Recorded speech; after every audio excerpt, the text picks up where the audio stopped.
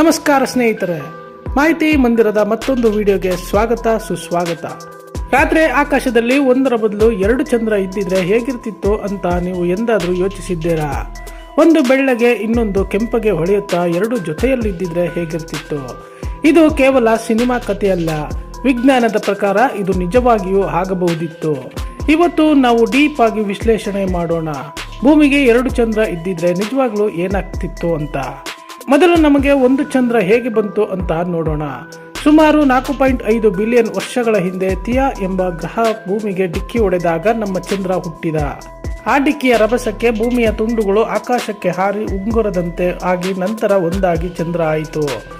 ಕೆಲವು ಹೊಸ ಕಂಪ್ಯೂಟರ್ ಮಾಡೆಲ್ಗಳ ಪ್ರಕಾರ ಆವಾಗ ಒಂದು ಚಂದ್ರ ಅಲ್ಲ, ಎರಡು ಚಿಕ್ಕ ಚಂದ್ರಗಳು ಹುಟ್ಟಿದ್ದವು.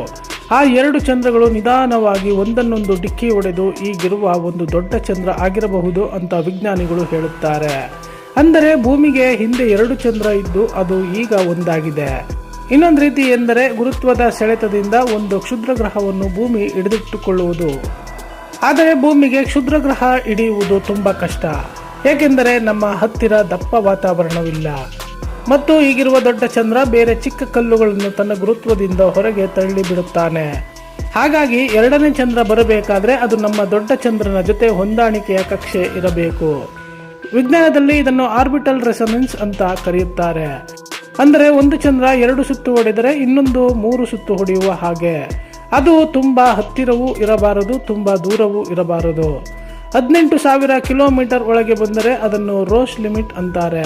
ಅಲ್ಲಿ ಭೂಮಿಯ ಗುರುತ್ವ ಅದನ್ನು ಪುಡಿ ಮಾಡಿ ಉಂಗುರ ಮಾಡಿಬಿಡುತ್ತೆ. 15 ಲಕ್ಷ ಕಿಲೋಮೀಟರ್ ಆಚೆ ಹೋದರೆ ಅದನ್ನು ಹೀಲ್ ಸ್ಪಿಯರ್ ಅಂತಾರೆ. ಅಲ್ಲಿ ಸೂರ್ಯ ಅದನ್ನು ಕಿತ್ತುಕೊಂಡು ಹೋಗುತ್ತಾನೆ. ಹಾಗಾಗಿ ಎರಡನೇ ಚಂದ್ರ ಈ ಎರಡರ ನಡುವೆ ಸುರಕ್ಷಿತ ಜಾಗದಲ್ಲಿ ಇರಬೇಕಾಗುತ್ತೆ.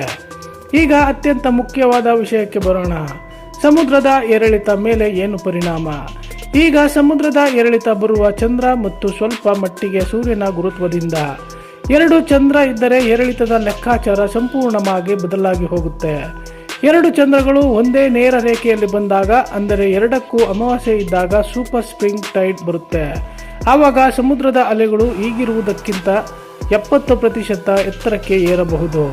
ಮುಂಬೈ, ಚೆನ್ನೈನಂತಹ ಕರಾವಳಿ ನಗರಗಳು ಪ್ರತಿ ತಿಂಗಳು ಪ್ರವಾಹವನ್ನು ಎದುರಿಸಬೇಕಾಗುತ್ತಿತ್ತು. ಒಂದು ಚಂದ್ರ ಪೂರ್ವದಲ್ಲಿ ಇನ್ನೊಂದು ಪಶ್ಚಿಮದಲ್ಲಿ 90 ಡಿಗ್ರಿ ಕೋನದಲ್ಲಿ ಇದ್ದಾಗ ಅವುಗಳ ಗುರುತ್ವ ಒಂದನ್ನೊಂದು ಕ್ಯಾನ್ಸಲ್ ಮಾಡುತ್ತದೆ. ಆಗ ಸಮುದ್ರ ತುಂಬ ಶಾಂತವಾಗಿ ಏರಿಳಿತವೇ ಇಲ್ಲದ ಹಾಗೆ ಆಗುತ್ತೆ. ಮೀನುಗಾರರು ಮತ್ತು ನಾವಿಕರಿಗೆ ಪ್ರತಿದಿನದ ಟೈಡ್ ಟೇಬಲ್ ಏಳುವುದು ಅಸಾಧ್ಯವಾಗುತ್ತಿತ್ತು. ಭೂಮಿಯ ಒಳಭಾಗದ ಮೇಲೂ ಪರಿಣಾಮ ಬೀರುತ್ತದೆ. ಎರಡು ಚಂದ್ರಗಳು ಭೂಮಿಯ ಒಳಗಿನ ಕಾದ ಕಲ್ಲುಗಳನ್ನು ಎಳೆದಾಗ ಟೈಡಲ್ ಈಟಿಂಗ್ ಜಾಸ್ತಿ ಆಗುತ್ತೆ. ಇದರಿಂದ ಜ್ವಾಲಾಮುಖಿ ಸ್ಫೋಟಗಳು ಮತ್ತು ಭೂಕಂಪಗಳು ಸ್ವಲ್ಪ ಜಾಸ್ತಿ ಆಗಬಹುದಿತ್ತು. ಭೂಮಿಯ ದಿನದ ಅವಧಿಯು ಬೇಗನೆ ಕಮ್ಮಿ ಆಗುತ್ತಿತ್ತು. ಈಗ ಭೂಮಿ 24 ಗಂಟೆಗೆ ಒಂದು ಸುತ್ತು ತಿರುಗುತ್ತೆ. ಎರಡು ಚಂದ್ರ ಇದ್ದಿದ್ರೆ ಅದು ಇನ್ನೂ ನಿಧಾನವಾಗಿ ತಿರುಗುತ್ತಿತ್ತು. ಈಗ ನಾವು ಕಾಯುತ್ತಿರುವ ಅತ್ಯಂತ ಸುಂದರವಾದ ವಿಷಯ ರಾತ್ರಿ ಆಕಾಶ. ಎರಡನೇ ಚಂದ್ರ ಚಿಕ್ಕದಾಗಿದ್ದರೆ, ಅಂದರೆ 50 ಕಿಲೋಮೀಟರ್ ಗಾತ್ರದಾಗಿದ್ದರೆ ಅದು ವೇಗವಾಗಿ ಚಲಿಸುವ ನಕ್ಷತ್ರ ಹಾಗೆ ಕಾಣುತ್ತೆ. ಅದು ಕೇವಲ 1 ರಿಂದ 3 ದಿನಗಳಲ್ಲಿ ಭೂಮಿಯನ್ನು ಒಂದು ಸುತ್ತು ಹಾಕಿಬಿಡುತ್ತೆ. ನೀವು ಸಂಜೆ ನೋಡುವಾಗ ಪಶ್ಚಿಮದಲ್ಲಿದ್ದರೆ ಮಧ್ಯರಾತ್ರಿ ಹೊತ್ತಿಗೆ ಪೂರ್ವಕ್ಕೆ ಹೋಗಿರುತ್ತೆ. ಹುಣ್ಣಿಮೆಯ ದಿನ ಅದು ಶುಕ್ರ ಗ್ರಹದಷ್ಟು ಹೊಳೆಯುತ್ತೆ, ಆದರೆ ನೆಲ ಬೆಳಗುವಷ್ಟು ಅಲ್ಲ. ಎರಡನೇ ಚಂದ್ರ ದೊಡ್ಡದಾಗಿದ್ದರೆ, ಅಂದರೆ ನಮ್ಮ ಚಂದ್ರನಷ್ಟೇ ದೊಡ್ಡದಾಗಿದ್ದರೆ ದೃಶ್ಯವೇ ಬೇರೆ. ಆಗ ರಾತ್ರಿಯಲ್ಲಿ ಎರಡು ಹುಣ್ಣಿಮೆಗಳು, ಒಂದು ದೊಡ್ಡದು ಇನ್ನೊಂದು ಸ್ವಲ್ಪ ಚಿಕ್ಕದು ಕಾಣುತ್ತವೆ. ಅವುಗಳ ಬಣ್ಣವು ಬೇರೆ ಬೇರೆ ಆಗಿರಬಹುದು. ಒಂದು ಬೂದಿ ಬಣ್ಣವಾದರೆ ಇನ್ನೊಂದು ಕಬ್ಬಿಣದ ಅಂಶದಿಂದ ಕೆಂಪು ಬಣ್ಣದಲ್ಲಿರಬಹುದು. ಎರಡು ಹುಣ್ಣಿಮೆ ಸೇರಿದ ರಾತ್ರಿ ಹೊರಗೆ ಪುಸ್ತಕ ಓದುವಷ್ಟು ಬೆಳಕು ಬೀರುತ್ತೆ. ರಾತ್ರಿ ಎಂದಿಗೂ ಕತ್ತಲಾಗಿಯೇ ಇರಲ್ಲ. ಸೂರ್ಯಗ್ರಹಣ ಮತ್ತು ಚಂದ್ರಗ್ರಹಣ 2 ಪಟ್ಟು ಜಾಸ್ತಿ ಆಗುತ್ತವೆ. ಚಿಕ್ಕ ಚಂದ್ರ ಸೂರ್ಯನ ಮುಂದೆ ಹೋದರೆ ಪೂರ್ಣ ಗ್ರಹಣ ಆಗಲ್ಲ. ಸೂರ್ಯನ ಮೇಲೆ ಚಿಕ್ಕ ಕಪ್ಪು ಚುಕ್ಕೆ ಹೋದ ಹಾಗೆ ಕಾಣುತ್ತೆ. ದೊಡ್ಡ ಚಂದ್ರ ಸೂರ್ಯನ ಮುಂದೆ ಹೋದರೆ ಇನ್ನೊಂದು ಪೂರ್ಣ ಸೂರ್ಯಗ್ರಹಣ ಆಗುತ್ತೆ. ಕೆಲವೊಮ್ಮೆ ಒಂದು ಚಂದ್ರ ಇನ್ನೊಂದು ಚಂದ್ರ ನೆರಳಿನಲ್ಲಿ ಸಿಕ್ಕಿ ಕತ್ತಲಾಗುತ್ತೆ. ಇದನ್ನು ಚಂದ್ರಗ್ರಹಣ ಅಂತಾರೆ. ಇದು ಆಕಾಶದಲ್ಲಿ ನೋಡಲು ಅತ್ಯಂತ ಅಪರೂಪದ ಮತ್ತು ಸುಂದರ ದೃಶ್ಯವಾಗಿರುತ್ತೆ. ನಮ್ಮ ದೊಡ್ಡ ಚಂದ್ರ ಭೂಮಿಯ ಓರೆಯನ್ನು 23.5 ಡಿಗ್ರಿಯಲ್ಲಿ ಸ್ಥಿರವಾಗಿ ಹಿಡಿದಿದ್ದಾನೆ. ಈ ಸ್ಥಿರತೆಯಿಂದಲೇ ನಮಗೆ ಸರಿಯಾಗಿ ಬೇಸಿಗೆ, ಮಳೆಗಾಲ ಮತ್ತು ಚಳಿಗಾಲ ಬರುತ್ತೆ. ಎರಡನೇ ಚಂದ್ರ ಬಂದರೆ ಅದರ ಗುರುತ್ವ ಈ ಸ್ಥಿರತೆಯನ್ನು ಹಾಳು ಮಾಡಿಬಿಡುತ್ತೆ. ಆಗ ಭೂಮಿಯ ಓರೆ ಲಕ್ಷಾಂತರ ವರ್ಷಗಳಲ್ಲಿ 0 ಇಂದ 60 ಡಿಗ್ರಿವರೆಗೂ ಆಗಬಹುದು. ಕೆಲವೊಮ್ಮೆ ಧ್ರುವ ಪ್ರದೇಶದಲ್ಲಿ ಬೇಸಿಗೆ, ಸಮಭಾಜಕದಲ್ಲಿ ಚಳಿಗಾಲ ಬರಬಹುದು. ಇಂತಹ ಹವಾಮಾನದಲ್ಲಿ ಮನುಷ್ಯರಂತಹ ಬುದ್ಧಿವಂತ ಜೀವಿಗಳು ವಿಕಾಸವಾಗುವುದು ತುಂಬ ಕಷ್ಟವಾಗುತ್ತಿತ್ತು. ಆದರೆ 2ನೇ ಚಂದ್ರ ಚಿಕ್ಕದಾಗಿದ್ದರೆ ಹವಾಮಾನಕ್ಕೆ ಯಾವುದೇ ತೊಂದರೆ ಇಲ್ಲ, ಬದಲಾಗಿ ಜೀವ ಹುಟ್ಟಲು ಸಹಾಯವಾಗುತ್ತಿತ್ತು ಎಂದು ಹೇಳುತ್ತಾರೆ.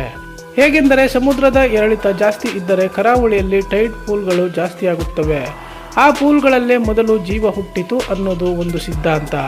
ಹಾಗಾಗಿ 2 ಚಂದ್ರ ಇದ್ದರೆ ಜೀವ ಇನ್ನೂ ಬೇಗನೆ ಹುಟ್ಟುತ್ತಿತ್ತು. ಮನುಷ್ಯನ ಸಂಸ್ಕೃತಿಯ ಮೇಲೆ ಇದರ ಪರಿಣಾಮ ಅಗಾಧವಾಗುತ್ತಿರುತ್ತಿತ್ತು. ನಾವು ಈಗ 1 ಚಂದ್ರನ ಆಧಾರದ ಮೇಲೆ ತಿಂಗಳು ಪಂಚಾಂಗ ಹಬ್ಬಗಳನ್ನು ಮಾಡುತ್ತೇವೆ. 2 ಚಂದ್ರ ಇದ್ದಿದ್ರೆ ಯಾವ ಚಂದ್ರನ ಆಧಾರದ ಮೇಲೆ ಹಬ್ಬ ಆಚರಿಸಬೇಕು ಅನ್ನೋ ಗೊಂದಲ ಬರುತ್ತಿತ್ತು.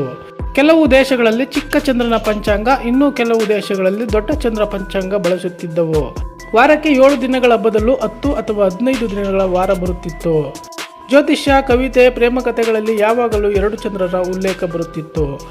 ನಮ್ಮ ಇಸ್ರೋ ಮತ್ತು ನಾಸಾದ ಬಾಹ್ಯಾಕಾಶಯಾನದ ಇತಿಹಾಸವೇ ಬದಲಾಗುತ್ತಿತ್ತು. ನಾವು 1969ರಲ್ಲಿ ದೊಡ್ಡ ಚಂದ್ರನಿಗೆ ಹೋಗುವ ಬದಲು ಮೊದಲು ಹತ್ತಿರದ ಚಿಕ್ಕ ಚಂದ್ರನಿಗೆ ಹೋಗುತ್ತಿದ್ದೆವು. ಆ ಚಿಕ್ಕ ಚಂದ್ರನು ಬೇಸ್ ಕ್ಯಾಂಪ್ ಮಾಡಿಕೊಂಡು ದೊಡ್ಡ ಚಂದ್ರನಿಗೆ ಹೋಗುವುದು ಸುಲಭವಾಗುತ್ತಿತ್ತು. ಇಂದು ಭೂಮಿಯ ಸುತ್ತ 2 ಚಂದ್ರರ ನಡುವೆ ಸ್ಪೇಸ್ ಸ್ಟೇಷನ್ಗಳು ಇರುತ್ತಿದ್ದವು. ಕೊನೆಗೆ ಒಂದು ಪ್ರಶ್ನೆ, 2 ಚಂದ್ರ ಇರುವುದು ಒಳ್ಳೆಯದಾ ಕೆಟ್ಟದ್ದಾ? ಚಿಕ್ಕ 2ನೇ ಚಂದ್ರ ಇದ್ದಿದ್ರೆ ಅದು ನಮಗೆ ಒಂದು ಸುಂದರವಾದ ಆಭರಣದ ಹಾಗೆ. ಅದು ನಮಗೆ ಯಾವುದೇ ತೊಂದರೆ ಕೊಡಲ್ಲ, ಬದಲಾಗಿ ರಾತ್ರಿ ಆಕಾಶವನ್ನು ಇನ್ನಷ್ಟು ಸುಂದರ ಮಾಡುತ್ತೆ. ಆದರೆ 2ನೇ ದೊಡ್ಡ ಚಂದ್ರ ಇದ್ದರೆ ಅದು ವರವೂ ಹೌದು, ಶಾಪವೂ ಹೌದು.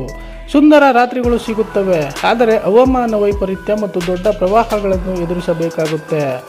ಬಹುಶಃ ಅದೇ ಕಾರಣಕ್ಕೆ ಪ್ರಕೃತಿ ನಮಗೆ ಒಂದೇ ಒಂದು ಪರಿಪೂರ್ಣ ಚಂದ್ರನನ್ನು ಕೊಟ್ಟಿದೆ, ಒಬ್ಬಂಟಿಯಾಗಿ ಸ್ಥಿರವಾಗಿ ಭೂಮಿಯನ್ನು ಕಾಪಾಡುತ್ತಾ. ನಿಮಗೆ ಈ ವಿಡಿಯೋ ಇಷ್ಟವಾದರೆ ಲೈಕ್ ಮಾಡಿ, ಶೇರ್ ಮಾಡಿ. ಧನ್ಯವಾದಗಳು.